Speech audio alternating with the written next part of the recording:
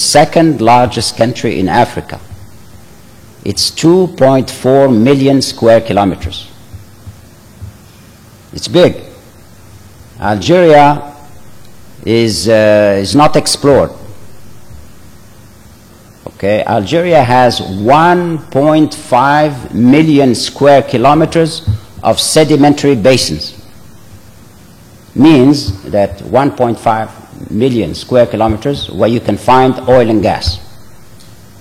Right now, we have drilled only 8 wells per 10,000 square kilometers.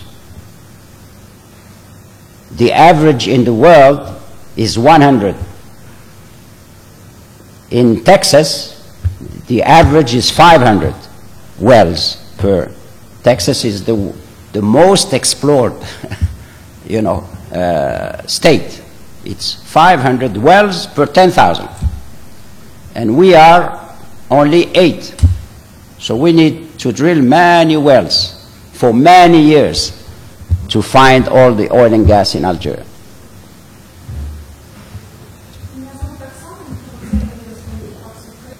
Well, first, like I said before, Algeria is an open, transparent, and competitive country. Anybody can come and work in oil and gas in Algeria. We don't discriminate against anybody.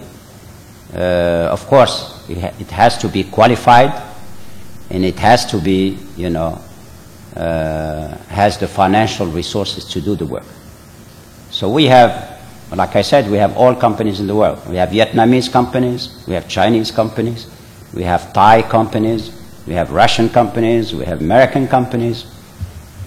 You name it, we have them working here because open. Bidding is open to all companies.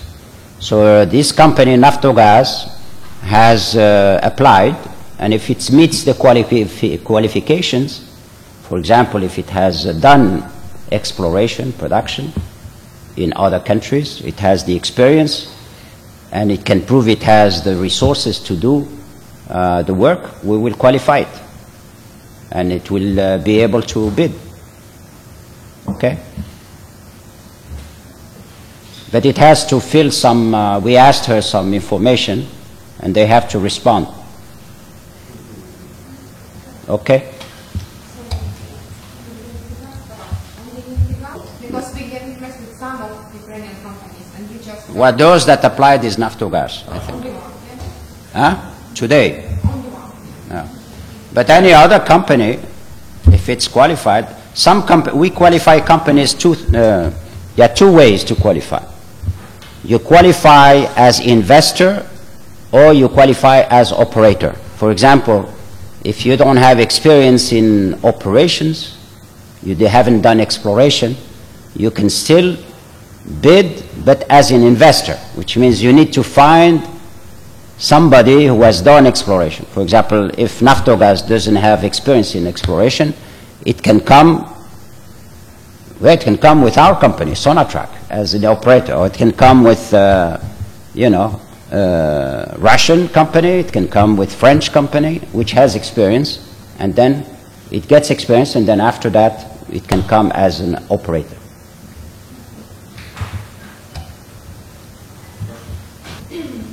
Yeah?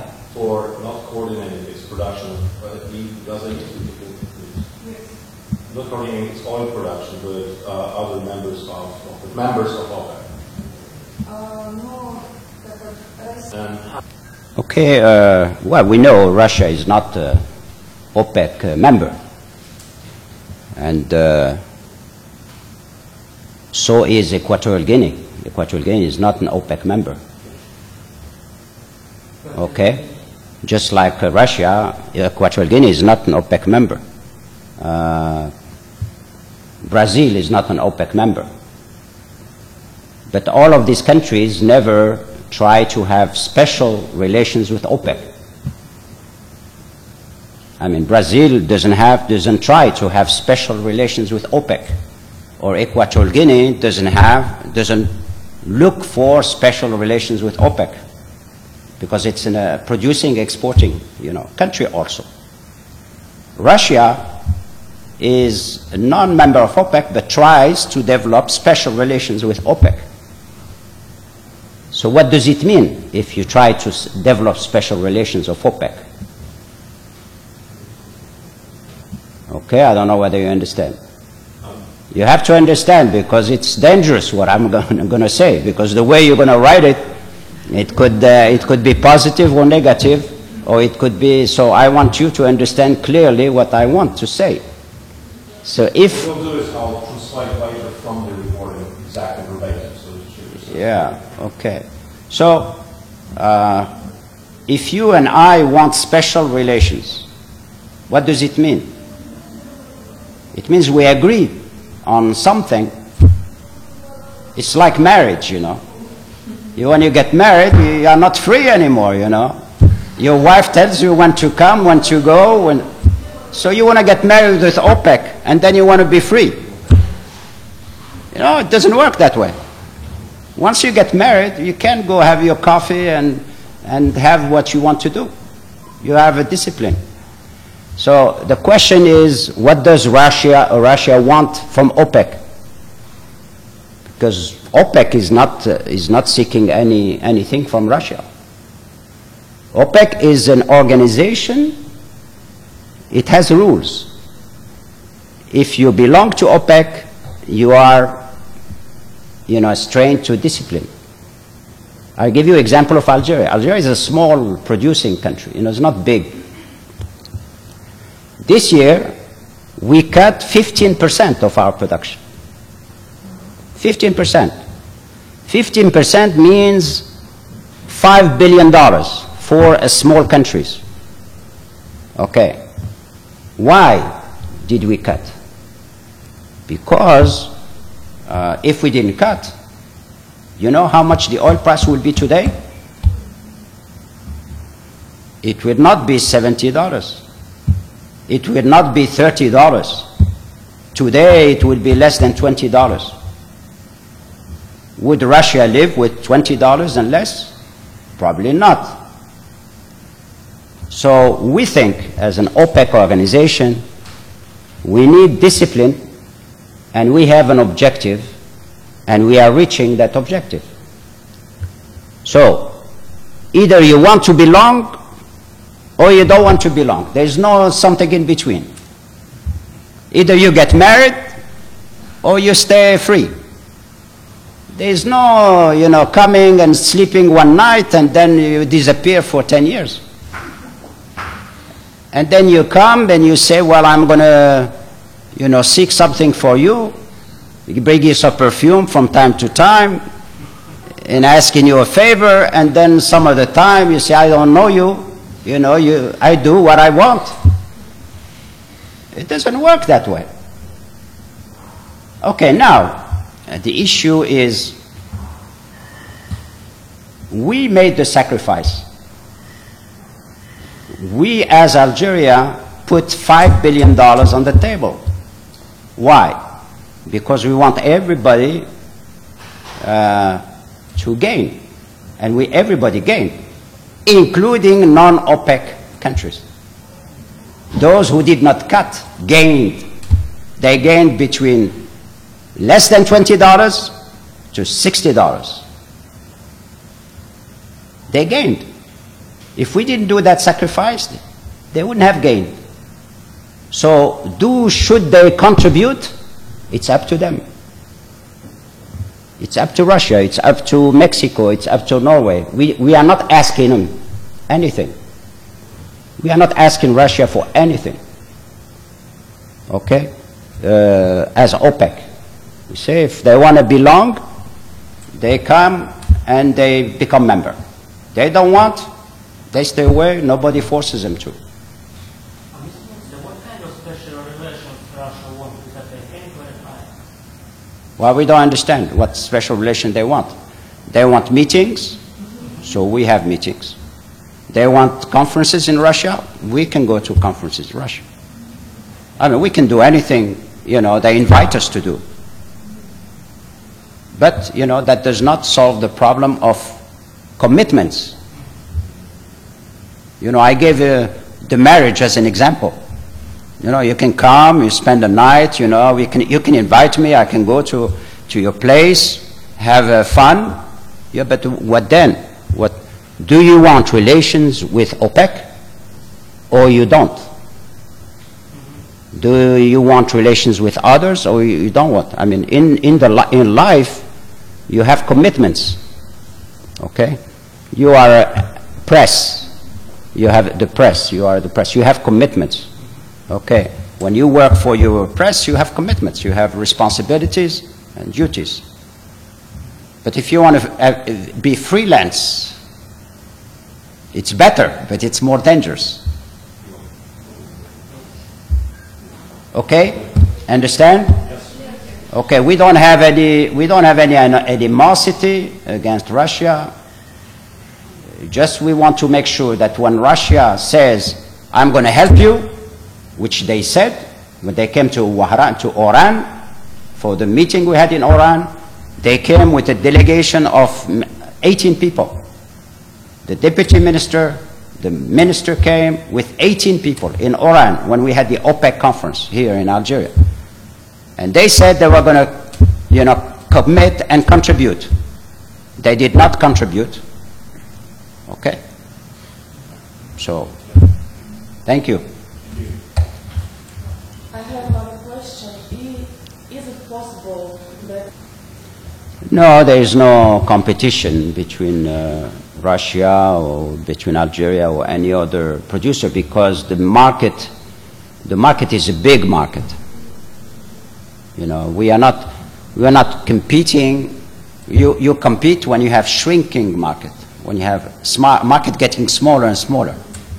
But demand in Europe is going to be more than enough for everybody. For Russia, for Algeria, for Nigeria, for Egypt, for Qatar.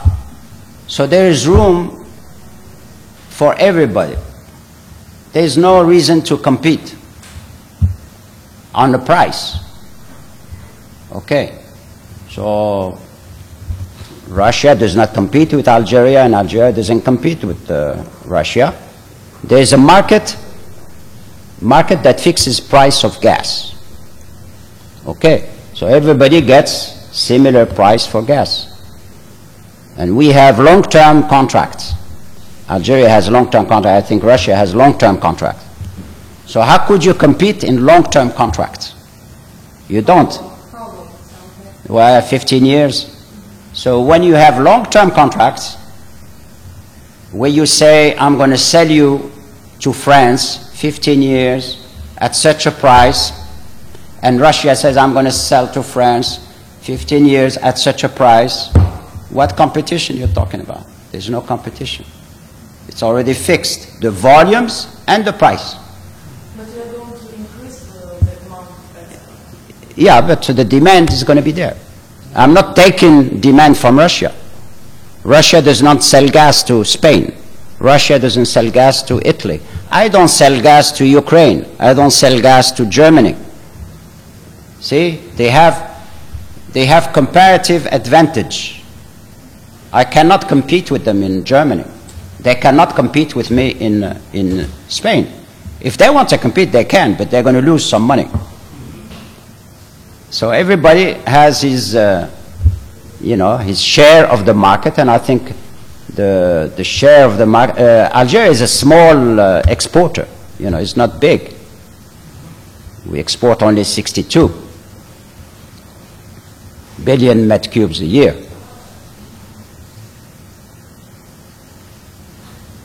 Okay? In terms of is going to be effective?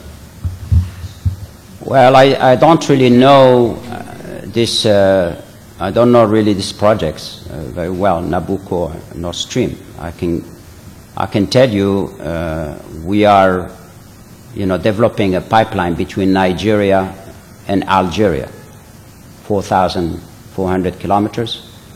We have been working on it for 5 years now. When you have a pipeline between two countries, you know, we have pipeline between Algeria, Tunisia, and Italy. We have pipeline between Algeria, Morocco, and Spain. It takes a long time. Between two countries. Between 3 countries, the problems are exponential. Between 4 countries, it's even worse.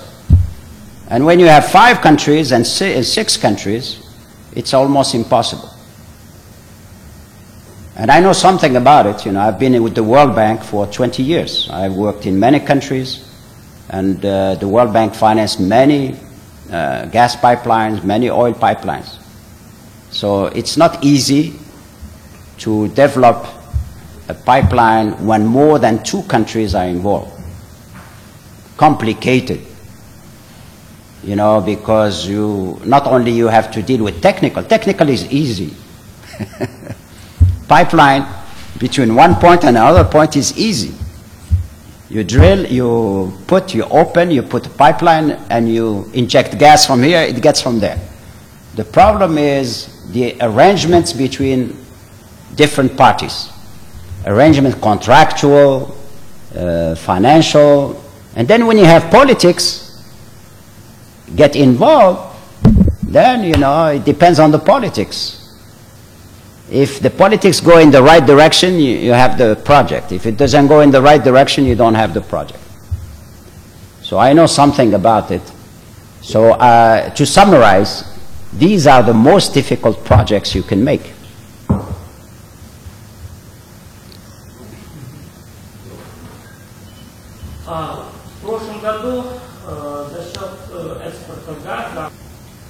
Well, I need to straighten information. So you don't have the right information. Both Algeria and Russia and Qatar at the highest level said they would support and gas OPEC. The